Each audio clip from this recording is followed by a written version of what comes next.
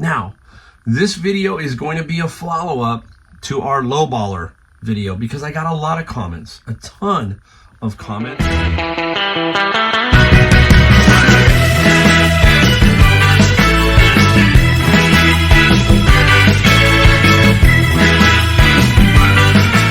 Hey everybody, it's Mike, the Golden State Picker, back in the garage. It is a couple of days before Thanksgiving, so first, happy Thanksgiving. Been a good year so far. I'm really happy with the way my whole year has gone. Keep those fingers crossed, all that kind of stuff. It's been tricky for a lot of us. It's been up and down and a lot of stuff going on in the world.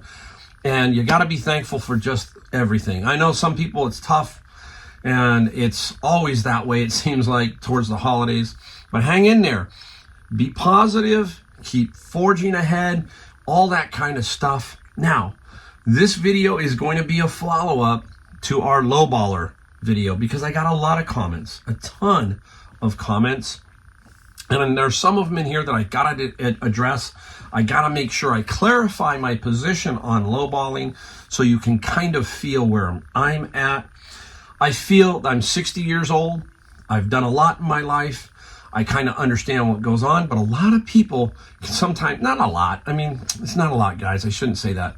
Most people who comment have really agreed with, it's an issue. This is the way we deal with it. It's kind of, everybody's got their way of doing it. But there's always a few that confuse me. A few comments that always confuse me. So I want to go over them. Now, they put their names on there, and I'm gonna show them to you because they're in the comments. I don't go in and delete a comment. Only time I delete it is if it's malicious or something like that. I leave them up because that's what it's all about on YouTube. I understand. I'm going to have the good, the bad, and the ugly. And I got to deal with that. And I make a lot of mistakes, get caught on YouTube, and they say, hey, this is the way it should be. That's the way it is. That's the way this channel is. It's open, and that's the way I want to keep it. But we still need to talk about this issue, the issue of lowballers, and how to address them. And some people are going to take still some offense to the way I do it, okay? That's just the way it is. Remember, it's my business. It's the way I do it, okay? You do it differently. I'm not going to sit there and jump down your throat. That's fine. Do it that way. But I'm going to point out some things to your thinking that may be a little bit flawed. That's what they were doing here in the comments. So I'm going to come back in and show them maybe what they're doing wrong, okay? Because that's what this channel is about. Teaching, learning, all of that kind of stuff. All right. Let me give you the general idea of how I address the lowballer. Let's say I have an item up for $100. Somebody comes in with $50. At that point, I will decline that offer. No comment, no nothing, just decline. People will say, Mike, why don't you just set the auto decline? Two reasons. Well, I'll give you the main reason. The main reason is I want to see somebody putting in an offer, because if I start getting several of them, let's say I get 10 offers and they're all $50 to $70.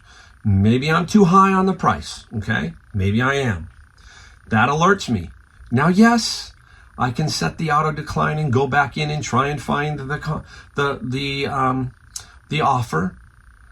One way or the other, I got to deal with it, okay? But I want to see what's going on. I want to see if I'm getting activity. That way, I can see what's going on with the item. If I have to use the auto decline, yeah, I got to go back in. And I don't think it tells me that, hey, you had an offer, but it was declined. I don't think it does that. This is the way I do it. I want to see those. Now, so the first offer comes in, decline. Now, there's two things that can happen. Either they're going to come back in with another stupid lowball, or they're going to come back up a little bit in general. Now, the person who comes 50 and then he offers me 52, that person is automatically gone, meaning I am going to block you. I am not going to deal with you. You are not serious. If you thought I was going to take a $2 increase, then to me, you're not bright enough. Sorry, that's the way I think. So I just don't want to deal with that at all. Just don't want to deal with it. Now, the next thing, he might come back in at, let's say, 70. All right, he comes in at 70. I might say I'm only willing to take 84. So I'll give him the offer at 84. And at that point, if nothing happens, fine. If he declines, fine. If he comes back in and we start getting into a match like that, generally no. You know my number one, well, my number one rule is don't buy just to buy. My other one is to be patient. You have to be patient in this game. If you know you got an item that's selling for 100, maybe 90, okay? Why do you want to give it away at 70 or 74, whatever? You've got to learn to be patient. And then times, hey, it's a little high. Let's take it. Let's move on. The shipping, you can make a little money on shipping. All of that kind of thing plays into it. I'm talking about the person who is really not serious, who is a fisher. They are out fishing. And who are some of the fishers? The fishermen or fisherwomen. They are also other resellers. They're people who are trying to snipe your item so that they can flip it and resell it. And how do you tell if that person may be that person? You look at their feedback number. If a guy has 6,890 feedback, that alerts me to, hey, this guy might be a reseller, that kind of thing. So I'll go into his feedback and I'll look and I'll say, oh yes, this guy likes to flip items. Okay. Now, if I get a person who gives me an offer and they got 250 feedback, that's probably just somebody looking for this item. And I'm a little bit more receptive in certain areas to that. And I'm also more receptive to this. If, let's say I have an item I'm selling for $50 and it's a person with 250 feedback, I will, and they give me, let's say they give me an offer at 40, okay? At that point, realizing maybe who they are, I will come back and go $44.95. I will guarantee you I get more takers than decliners. They're just trying to get a good deal or a deal. If I take it at 40, they're happy. But they might have 45. They really might want that item. So that's what I do. Now, if you have auto decline set for that in general, and it's set for 20%, that's going away. And that doesn't mean they'll come back. They might not come back. They might just walk away. But if you get into the interaction game at that point, then you got a chance. So there's many ways to look at it. I just don't deal with the non-serious type. And those are the people who go $100, offer you 50, you decline, they go 52. That's what I'm talking about. Those people I don't need to have around, okay? So that's my general thinking on the lowballers. Now, I got a couple of comments and I'm going to go over them here, and it's not, I'm not going to just completely berate these people, but I'm going to break down their comment and as my thinking goes, okay? So I'm going to put it up here. It's probably going to be squishy, but you'll at least see it. They are on my YouTube video from last time. I do not delete comments unless it's vulgar, degrading, something along those lines. This stays up, okay? People need to be transparent. That's a lot of the problem in this country right now, is there seems to be a lot of hair triggers. Boom, you're gone, that kind of thing. And I'm trying to be as transparent here to help you become a better reseller. I feel like, hey, I've been doing this for 4 years. I've grown. If you've watched my videos, go back and watch them. If you've seen my totals, you know what I'm talking about. Okay, so I feel like, hey, I have some knowledge about this, all right? There's a famous quote. I'm going to give you this quote because a lot of people lack this, okay? This quote, I'm going to tell you, I'm going to read it to you, and then you're going to know who it is when I tell you, okay? I won't ever apologize for my confidence because it offended your insecurity, okay? It's said another way. Don't let my confidence offend your insecurity. The person who said the first part was Deion Sanders, Primetime. Primetime now is the head coach of Jacksonville State, I think, and he's a football coach now. And that was Primetime. You now can associate that with him. And you go, yeah, you guys who know Primetime. He was, you know what they said about him? He's cocky. He was arrogant. All I remember is Primetime. He played for my 49ers, got me a Super Bowl. But Primetime was supremely confident in himself. That's me. I am confident in myself. I'm confident in my knowledge that I am doing what's right for me. key is for me. Everybody's a little bit different. So whatever you're doing, it's the same thing. You have to build some confidence in yourself. And the way you get that is through knowledge. And knowledge creates more confidence. Practice for Dion. Just getting better. That's the confidence. And some people take it for arrogance. Some people take it for cockiness, all kinds of stuff. You can't worry about that. It's only about you. Just keep moving ahead. Keep forging ahead. All right, anyhow, let's get right into these two here. I think I got 2 or 3. I'm going to read them, put them up, and here we go. The first one is from Mudavugger. Hey, Mike, I will refer everyone here to the art of negotiation, since you have no idea. If you are selling a used or new item on eBay for, let's say, $80 and the item cost you $40, then a buyer offers you $40 for the item, they are not expecting to pay you that amount. They are offering a low price because they are really asking you, the seller, what your lowest price is. What my lowest price is, right? Okay. You should then make a counter offer to the buyer. Let's say your counter offer will meet the buyer in the middle, such as the buyer is at 40 and your price is 80. Then if you counter offer is 60, it would be a fair deal for both the buyer and you, the seller. You are still making a profit plus getting rid of your item. The buyer is a fair deal for both you and the buyer. Think about that. We're going to come back. Never ever decline an offer because you should have an item already marked up enough beforehand to negotiate a price to where the buyer feels he gets a good deal. This is the art of negotiation that most everyone knows they have to play when you're buying a car, house, insurance, or any product for that matter.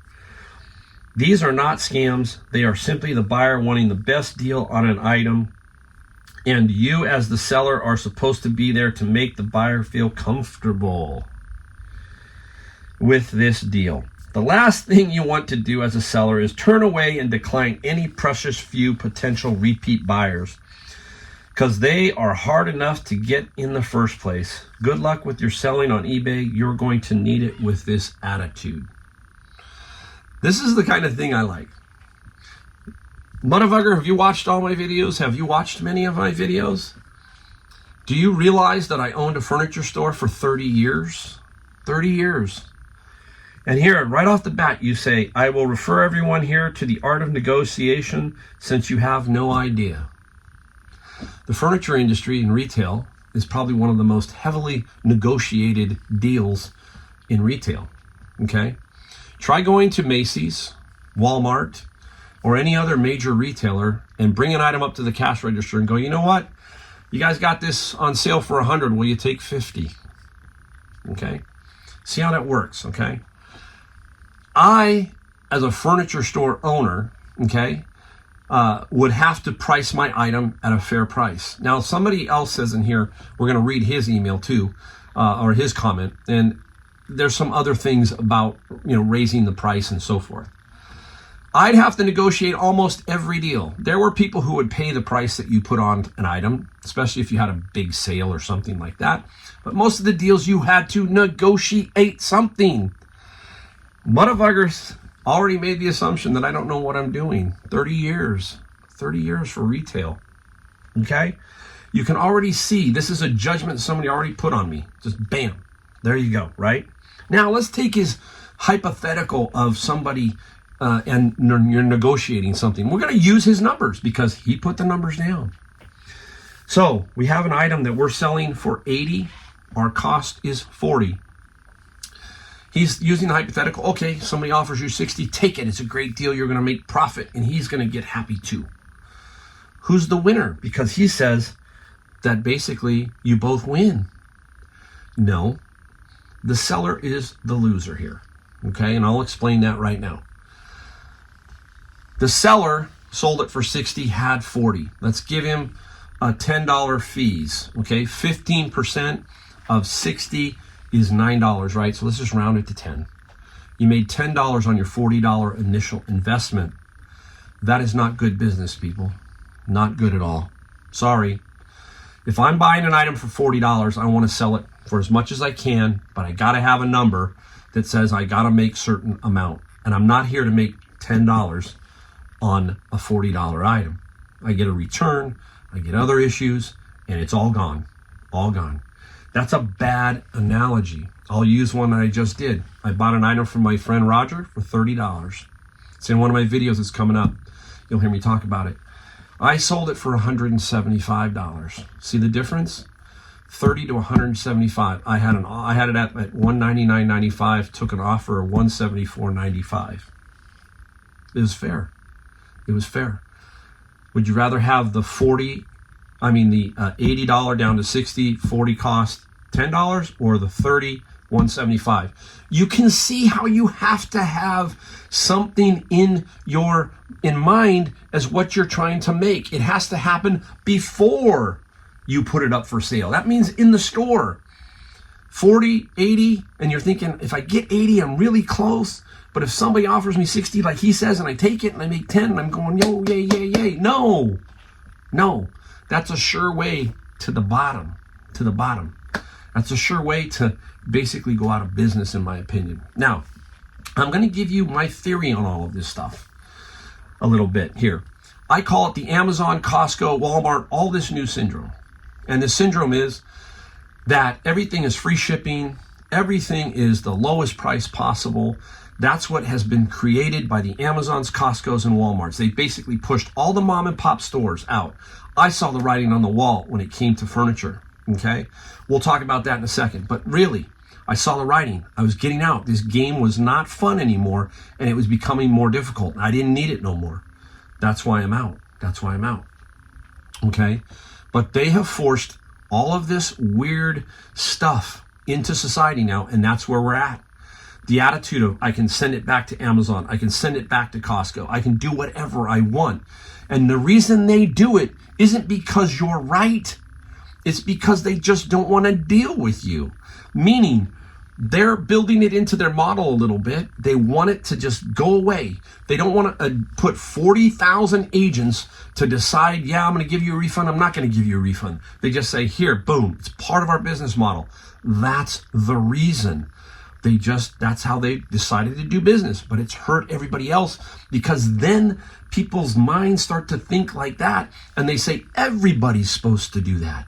eBay sellers, retail sellers, mom and pops, and the pressure is built on them because of that.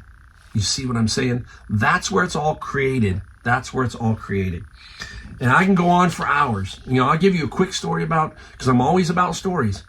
I used to sell for Costco at road shows. When you see some of these 1 week or 10-day shows, they're called road shows. I used to bring in an arts and crafts line of furniture and sell it at Costco. I was approached by one of my reps for the furniture company. They said, Mike, we kind of need a middleman. There's 3 of us involved, Costco, you, and the manufacturer. You're going to sell the furniture and deliver it and do all of that. You're going to get X dollars. My margin was way better than Costco's, extremely better. Let me give you some facts. Costco's margins, I knew exactly what it cost to sell an item. So let's say I had the item for $100 cost to Costco. Guess what Costco would sell it for? $114. They would mark it up only $14. Now I had to deal with everything from there all the way down, okay? Returns and everything. After 5 roadshows, I had enough. I had seen enough of this policy and enough of this way it was working. It wasn't for me. I basically bailed out of their roadshows and said, I'm not going to do it anymore. Okay, that's me. So that's how Costco works, okay? All right, enough of that. Let's get into the second one. Second email. There might be a little bit of noise in the background. I'm working on that, guys. So if you hear a little buzz, it's just my pipes, and I'm working on it. I promise. Next up, this is from David Youngblood 7887. It says, you must have never tried to sell at a flea market. You should expect to get lowball offers. Don't sweat the small stuff. If you don't want to sell, don't sell. I've seen many sellers put an item in for 2 or multiple times what an item is worth. Have you ever heard the saying, ask twice as much as you want, and if you get half of what you asked for, you're happy, okay? That's just a part of selling on eBay or other sites. I don't sweat it if a seller wants too much, and I ignore buyers that ask too little. Take it easy, you'll live longer. All right, here's another flawed thinking. Okay, why do I want to take? Let's say we wanted to get 80 for that original item, right? Why would I put it up for 160? Okay, and then it'll come down. You know, Mark, he said it some multiple times or twice. Again, that's another flawed thinking, in my opinion. If you're going to put your price too high on eBay, you're not going to get views. Nobody's going to take it serious. You're going to have a problem. What have we always said about putting your item on eBay? You've got to know the comps, you got to know the solds, and you've got to put your price competitively. If you don't put it competitively, it will not go to the top or have a shot to get to the top. All that kind of stuff. People search by lowest price first, all that kind of stuff. So if you're the highest price, you're way down here. They could be long gone before you do some kind of strategy like that. Now, there's been times where I have an item and I have no idea what it's worth. And maybe I put it up for high, taking what we call a fly. I'm going to take a fly on it. If it doesn't work, I'll take it down, readjust, sell similar, get it back into the system, all that kind of stuff. That is basically flawed thinking. Sorry, that's the way I look at it, right? As for the flea market, different platform. eBay, Poshmark, Mercari, all different platforms. Flea market, different animal. That one there, garage sales, different animal. You're not going to price every item physically, okay? So somebody's going to come up, you're going to evaluate that person, you're going to say, okay, I want 40. Thinking you're going to take 20.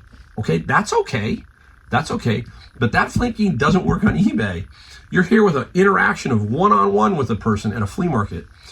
And in person, you can read that person. You can get an idea about that person. So it's different. See, that's what it's like, okay, it's so much different, people. And that's why I'm saying you got to be patient. You got to be willing to understand your product. Yes, we all buy duds. We all buy them that are just a bomb. They don't work. They don't, And that's why I say don't buy just to buy. You got to buy quality. You got to, especially now with the way everything is, you really got to be patient, and you really got to be able to find the good stuff. And if you don't find something, hey, that's the way it goes. I'm going to give you one last one real quick. This is a quick one, and then we'll sign this video off. This is from Marilyn Wilson. That's because all the YouTube resellers tell us not to get attached to our items, take all offers, and move on. Y'all don't think buyer resellers know y'all plan? The YouTubers help the race to the bottom. How do I help the race to the bottom? I'm always telling you to make sure you put it up competitively. If you want to race to the bottom, that's a race to going out of business, okay? That's wrong. No YouTube reseller is going to sit there and tell you, take all offers. No, they're going to tell you, take a reasonable offer, and maybe if you have an item that's stuck around for a while, you got to move it, okay? It's not a race to the bottom. A race to the bottom is where everybody's just frantically trying to sell something to get a dollar in. That's called churning money, churning a dollar. Take a look at all these Ponzi schemes that are going on. Take a look at crypto right now. Take a look at the FTX. All that stuff's about putting money in. They're just churning the money, hoping they don't get caught. Bernie Madoff, all that kind of stuff. You don't want to churn a dollar. You don't want to put an item in, then hey, have to put another one in, and all of a sudden you don't sell anything, and then you're in the world of hurt. Patience. Be patient. I can go on and on. I gave you my philosophy on low ballers. There it is, okay? And I hope you learned a few things from it. Don't take anything negative from it. We deal with it. I deal with it. I deal with it differently than you. And I hope you take one thing from here, one thing from another video, one thing from somebody else's video. Put it all together. Build your business. Make it solid. Make it a viable thing for you, your family, everybody. And you'll be amazed at what will happen if you stick with it for 2, 3, 4 years. That's what I've done. You've seen my numbers. People who've watched enough of my videos. You know what I do. You know what all the other guys do. So hang in there. Hang in there. Appreciate every one of you. Have the great Thanksgiving. Always give thanks, especially to the Lord. That's me. I give my thanks to Jesus Christ, and I'm not ashamed of it. And that's me. I'm not going to push it on you, but I'm going to let you know that Jesus Christ is my Lord and Savior. So, hey, thank you, everybody. Have a great Thanksgiving, and I will see you in the next video.